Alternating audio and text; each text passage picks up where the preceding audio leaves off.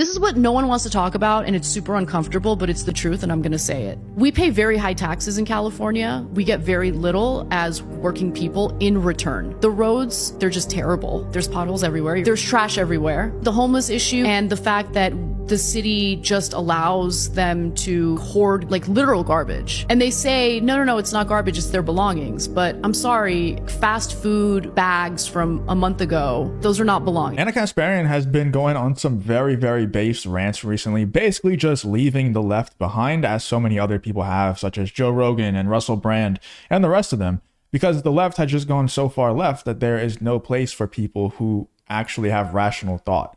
You know, it's not even about being a leftist or having leftist beliefs anymore. If you have any sense of rational thought, of rational thinking within you, you can't be part of the left nowadays because they just don't allow you to. So here's Anna Kasparian basically just leaving the left, but also causing an extreme woke meltdown from people such as this person here, who just can't handle the fact that Anna Kasparian is leaving the left and actually having rational thought, and not just buying into the woke mob, the woke mentality, the woke cult mentality that everybody else on the left buys into. So this person, Housing for All is Hot, says, here's Anna Kasparian repeating the same tired right-wing talking points, thinks there's plenty of shelter and housing that unhoused people won't take, making up scenarios that don't exist to justify, or don't exist just to fit your agenda of demonizing the unhoused makes you no better than Fox News. And there's also a few other clips where Anna Kasparian is just torching the left and getting destroyed for it by her own fan base. You know, it's kind of brave of her. I don't know if this is a case of Anna Kasparian and the rest of the Young Turks, you know, Cenk Uygur and the rest of those guys, realizing that there's a shift happening where the left is just going to lose in the future and they're trying to get ahead of that wave, or if this is truly Anna Kasparian just being brave enough to go against what a lot of her fan base thinks. You know, a lot of the people who pay her bills think the complete opposite of what she is saying here and in these other clips that I'm going to show you. And she's not just questioning them, she's straight up going against these beliefs. So let's check out these couple of clips here from Anna Kasparian on the Iced Coffee Hour and also on the Young Turks show, just torching the left, man, and they're not handling it well. I'll just put it that way. Let's check this out. This is what no one wants to talk about, and it's super uncomfortable, but it's the truth, and I'm gonna say it. We pay very high taxes in California. We get very little as working people in return. The roads, they're just terrible. There's potholes everywhere. There's trash everywhere. The homeless issue and the fact that the city just allows them to hoard like literal garbage. And they say, no, it's not garbage, it's their belongings. But I'm sorry, fast food bags from a month ago, those are not belongings. If you enjoy content like this, then make sure you hit the subscribe button and turn on the notification bell. It really does help me out a ton. Let's get back to the video. This is literal trash. These are people who have mental health issues, and you're just allowing them to wallow away and die on massive piles of garbage. When there is housing and shelter available and they're offered the housing and shelter, no is not an answer. No is not an acceptable answer. You have to take the housing, period. I'm not allowed to do whatever the hell I want to my own property. I have to take out permits. I need to get permission from the city. I can't just do whatever I want. This is what no one wants to talk about. So what do you guys think about that? Do you think that homeless should be allowed to refuse shelter and housing whenever they're offered it? Do you think do you think you can justify them refusing to take the housing? You know, and then because there's a lot of arguments from the left whenever the right wing, when people like Anna Kasparian even come out and say there's a ton of illegal immigrants coming in that are getting free housing and they're getting these checks every month, when we have United States citizens, veterans of the United States military, homeless still, and they're not offered housing. They're not offered stipends every single month. Like, they're just out there fending for themselves and nobody's helping them. And then the left will come back and say, well, we offered to help them, but they say no a lot of the time. You know, they want to stay on the streets. So let me know in the comments, like, do you guys agree with Anna Kasparian, or do you agree with kind of the left wing way of thinking where they should be allowed to refuse housing? Personally, I think they shouldn't be allowed to, because they're kind of, you know, this sounds so horrible, but they're kind of like in the way. You know, they're making the streets dirtier. They're taking craps literally on the street, on the sidewalk in a lot of these cities in like San Francisco and California and stuff. So if they're offered housing, they should be forced to take it. And that might sound bad, but you're lowering the quality of life for everyone around you whenever you're allowing these people to stay on the streets. So personally, I think they all should be housed. But anyway, let's get into these other clips from Anna Kasparian. that absolutely caused the left to melt down. This one is from Bridge USA. Social media will amplify the loudest voices. The media will highlight the craziest behavior. This is not real life. Great convo, Anna Kasparian and the Iced Coffee Hour. Let's check out this clip here from Anna Kasparian. Why does it seem like both sides are getting more extreme?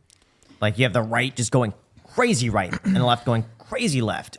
Why do you think that is? I think the extremes are overrepresented on social media. Okay. Everyone else, all the normies, all of the critical thinkers, all the people who haven't bought into extremism on either side, and I think that's representative of the majority of the country, they're not engaging on Twitter because they don't want to be dogpiled. They see what the rhetoric is like. They see what the discourse is like. So they just stay out of it. If you talk to normal, everyday people, they've got some views that are conservative, some views that are definitely like on the left.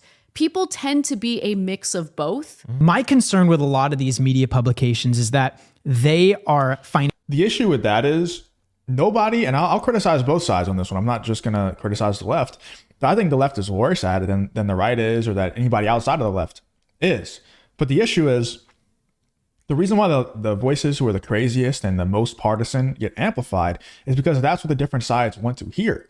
They don't care. Like, I'll say this about the left and the right. The people who are far left and crazy right, they don't care about the actual beliefs they have. They don't care about the actual morals. They don't care about bettering the world. They care about their side winning. So they just buy into what their side tells them they should buy into. They buy into those beliefs, and they want their person that they're listening to, the person that they attach their name to, such as Anna Kasparian or Cenk Uygur or anybody from the Young Turks or anybody on the left, it could be Destiny or somebody.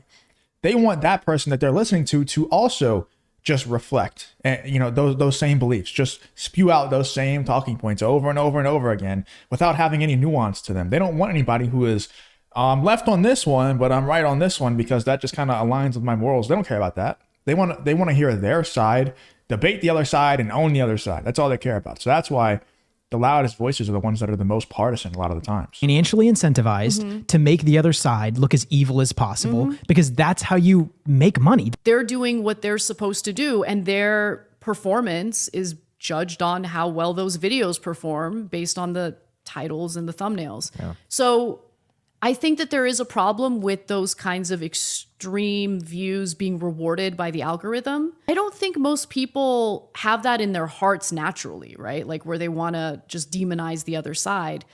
But I do think that there's something about the way YouTube, Facebook, these platforms work where that kind of divisive content for some reason or another rises to the top. And I hate that. 100%. And it's because, like I said, people want to hear their side be reflected in every single time from the person that they are watching, that they had attached their name to. I noticed that with my channel. If I ever criticize anyone on the right, there's a ton of people in the comments that are, yelling at me. And I don't really care personally. I welcome the engagement. I welcome the debate. But like if I criticize someone like Elon Musk for banning certain people, claiming that his platform's a free speech platform and banning people for speech, I criticize him all the time. And people get mad at me because there's a lot of people out there who really love Elon and they'll go to bat for Elon, and I don't think they should be as much as they are at the very least. And there's no questioning that Elon's Twitter or Elon's X, whatever you want to call it, is better than the past version, but it's still not a free speech platform. It's just not. Objectively, it's not. If people are getting banned for speech without threatening violence or anything, it's not a free speech platform. Anyway, we have this other clip here from Anna Kasparian that once again set off a leftist, a woke meltdown. This person, you can see the flags in their bio, the Ukraine, that one that I'm not going to say, the Pride one, like you can tell what kind of person this is. The idea of a crime wave was fabricated by Republicans and the media. Crime has been declining for a few years now and is not close to its highs of the 1980s and 90s. Yet again, Anna Kasparian and Cenk Uygur are sounding like right-wingers with this garbage. And then here is the post-left watch. It says, Anna Kasparian repeats corporate talking points about how shoplifting hurts workers and wants us to feel sympathy for CVS. I don't know if I haven't even watched this clip yet. I'm reacting with you guys to this one. I just saw the caption and I thought it was absolutely nuts because I don't know if Anna Kasparian necessarily wants you to feel sympathy for CVS. I think she just might want you to be a normal person that doesn't shoplift, that doesn't steal from places. Maybe we should go back to being like a normal functioning society where it's not normalized to, number one, shoplift, and also normalize, number two, to defend the shoplifters and say that CVS is the bad guys for trying to stop people from stealing from their stores. She even mentions that the CEO of CVS makes $21 million a year while stores are closing, and we're supposed to empathize with CVS or just stop defending shoplifters like a crazy person. Is that so crazy? Anyway, let's check out this clip here from Anna Kasparian. The reason why I call it scatterbrained is because in some portions seems like she's downplaying it. Other portions seems like she totally acknowledges how much it's impacting people, including workers who tend to lose their jobs when these store closures happen. So she writes that some shoplifters view it as a form of anti-capitalist social activism. But as activism, it's rather ineffective, more likely to harm a store's lower paid workers than the chain's chief executive, Karen Lynch, who was paid $21.3 million in 2022, according to CVS regulatory filings. And by the way, she's totally right about that.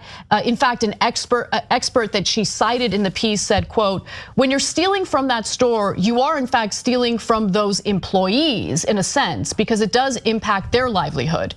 Then in other parts of the piece, she kind of minimizes the severity of the issue, writing that theft has gotten worse in some cities, but better in others. That part's true. It's either underreported or over-exaggerated, depending on whether you're asking a corporation or a bureaucracy. Anecdotes and vibes have filled in the gaps. No, but it's not just vibes that have filled in the gaps. It depends on who you're talking to, and if they're coming from a certain part of the country or certain cities in the country, it's very likely that their concerns are well-founded in the statistics and the facts, right? And that's the thing that drives me crazy. So like the fact that that isn't acknowledged, right? That the concerns of people in certain parts of the country who are experiencing a significant increase in that crime are just kind of being ignored or brushed away as like hysterical people who shouldn't be listened to. Once again, I don't know if this is Anna Kasparian saying that we need to empathize or sympathize or cry, shed tears for CVS because they're closing stores.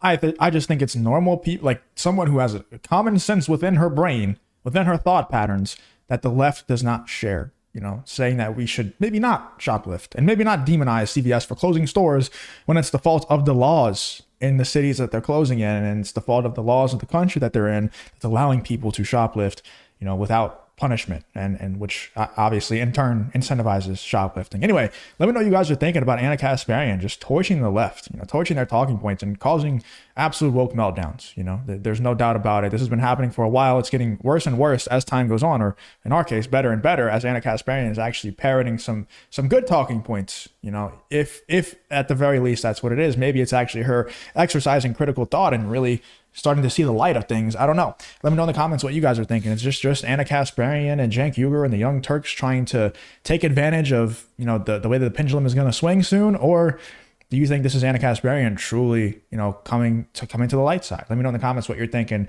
about these Anna Kasparian clips and also the reaction from her fan base. If you did enjoy the video, please leave a like, subscribe, all that good stuff, and I hope to see you guys on the next one.